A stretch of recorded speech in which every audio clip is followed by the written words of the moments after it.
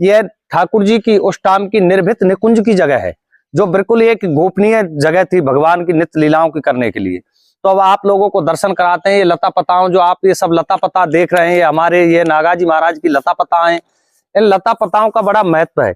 ये सब ब्रज गोपी, ब्रज ग्वाल, उनके स्वरूप में ये लता पताएं आपको दिखाई दे रही हैं।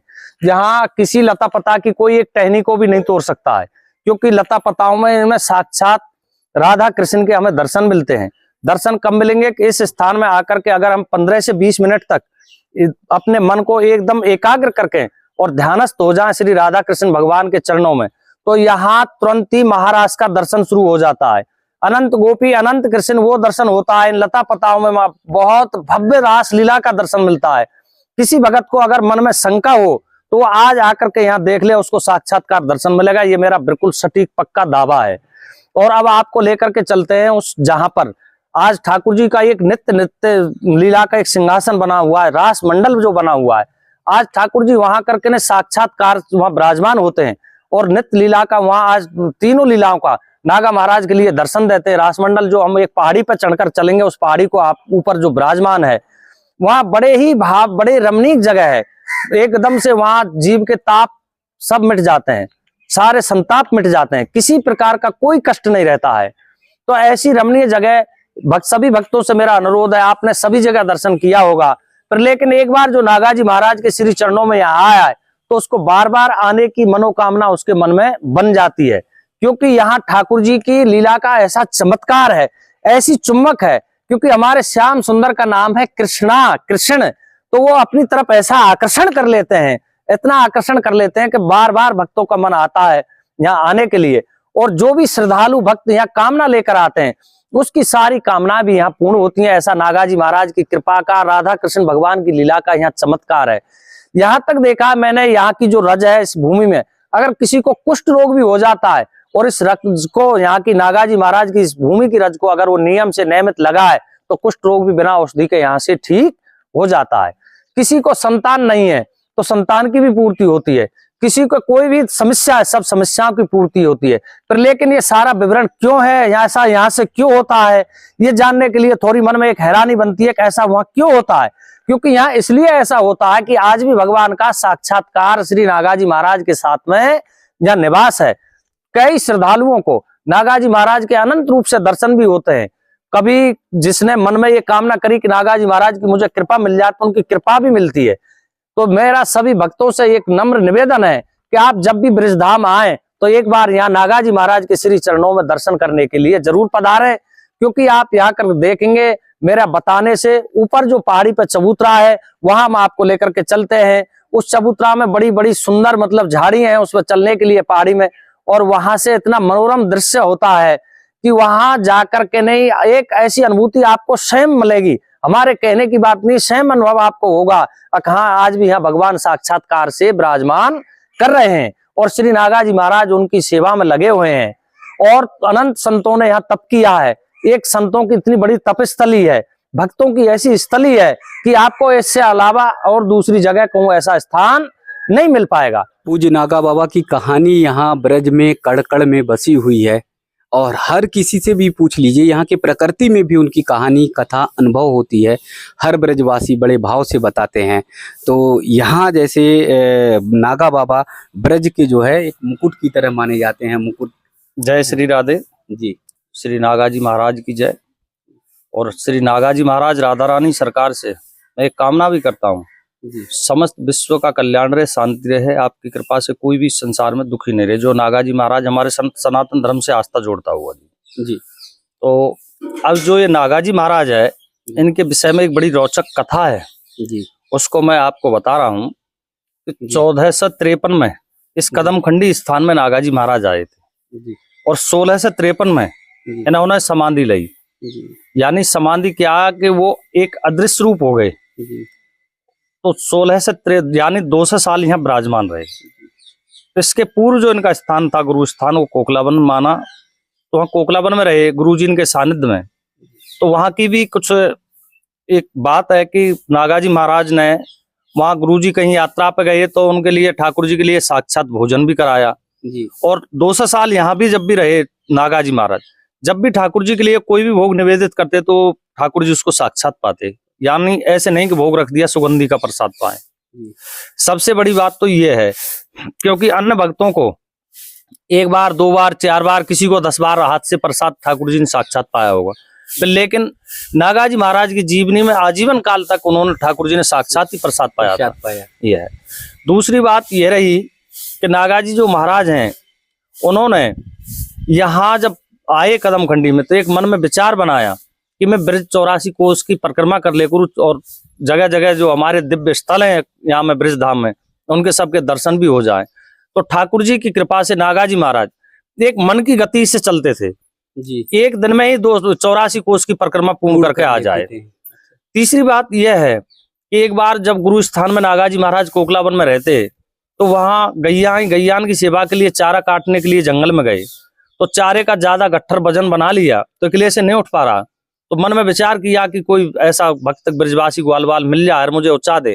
तो भगवान श्याम सुंदर वहां एक ब्रजवासी ग्वालवाल का रूप धारण करके आ गए कि बाबा आपको मैं उचाऊं, तो बाबा ने कहा हमें उचने के लिए खड़ा हूं।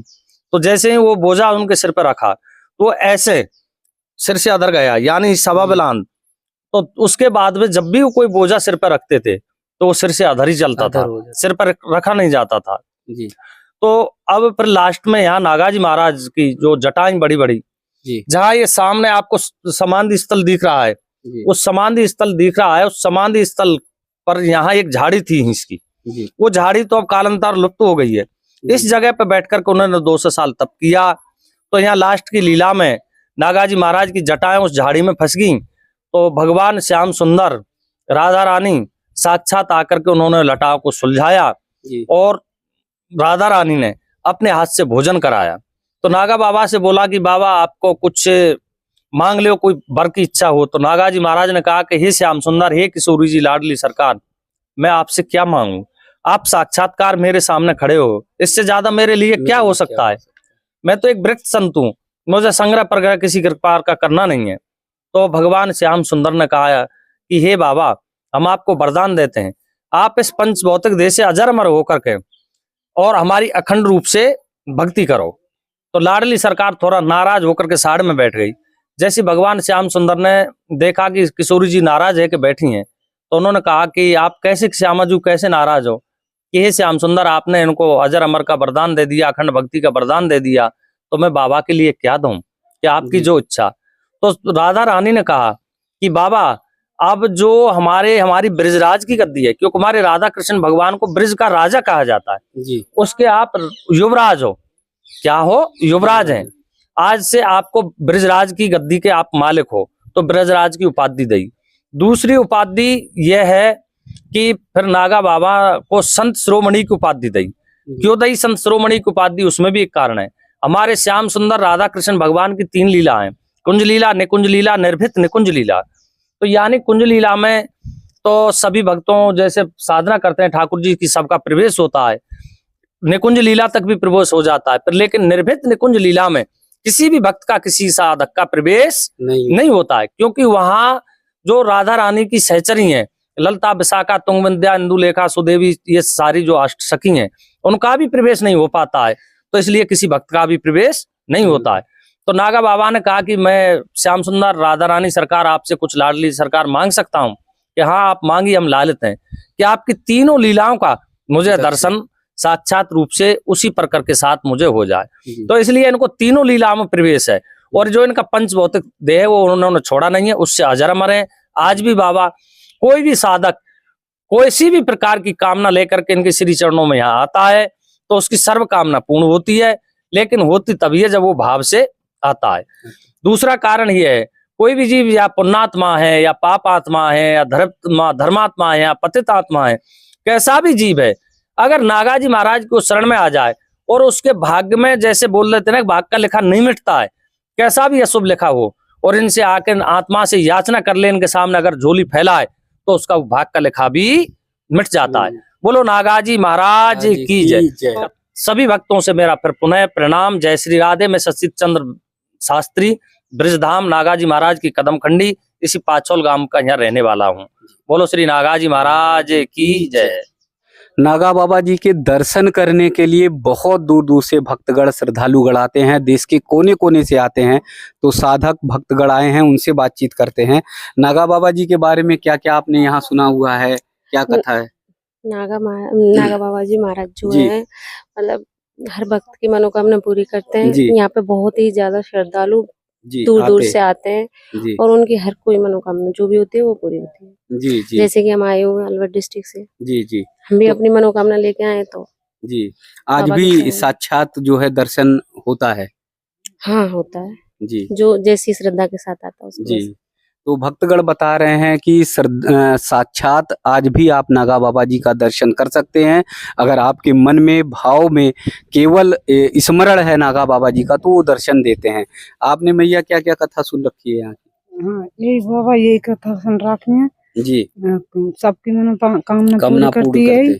जी हाँ, और सबको दर्शन देता है। जी हाँ, दूर दूर की जी आती है। जी। तो सभी की मनोकामना पूर्ण बाबा जी करते हैं। आज भी बाबा जी यहाँ पर अलौकिक रूप में हैं। जो दर्शन करने आते हैं तो उन्हें दर्शन नागा बाबा जी देते हैं। नागा बाबा जी का दर्शन अगर हुआ तो आप समझिए कि ठाकुर जी राधा रानी का भी आशीर्वाद आपको मिलना ही मिलना है, क्योंकि नागा बाबा जी को स्वयं साक्षात दर्शन देने के लिए ठाकुर जी राधा रानी आई थी। अब वो स्थान वो स्थल का दर्शन आप सबको कराने जा रहा हूँ, जहाँ पर साक्षात जो है सशरीर नागा बाबा जी ने समाधि ली थी। ये दुनिया की ऐसी पवित्र ऐसी पुण्य स्थली है जहाँ पर नागा बाबा जी ने एकदम राधा रानी ठाकुर जी का साक्षात दर्शन करने के बाद फिर उनके मन में आया कि अब जीवन में क्या इच्छा रह सकती है। जब हमारे ठाकुर जी ने हमारे राधा रानी ने दर्शन दे दिया तो मेरा जीवन पूर्ण हुआ, और महाराज जी ने यहीं पर समाधि ली। तो ब्रज का वो स्थान वो स्थल जहां अगर आप नहीं आए हैं तो आप आकर जरूर दर्शन करिए। आपको अनुभूति होगी, आपके भाव में आपके मन में ऐसा महसूस होगा, आपके शरीर में ऐसी तरंगे निकलेंगी जैसे लगेगा कि हाँ नागा बाबा जी आप सबको साक्षात आशीर्वाद दे रहे हैं। ये पावन पुनीत वो दर्शन है, वो स्थान है जहाँ पर नागा बाबा जी ने समाधि ली थी। हम सब के लिए बहुत ही वंदनीय है, हम सब के लिए बहुत ही पूजनीय है। नागा बाबा जी को बहुत बहुत प्रणाम, बहुत बहुत प्रणाम, बहुत बहुत दंडवत।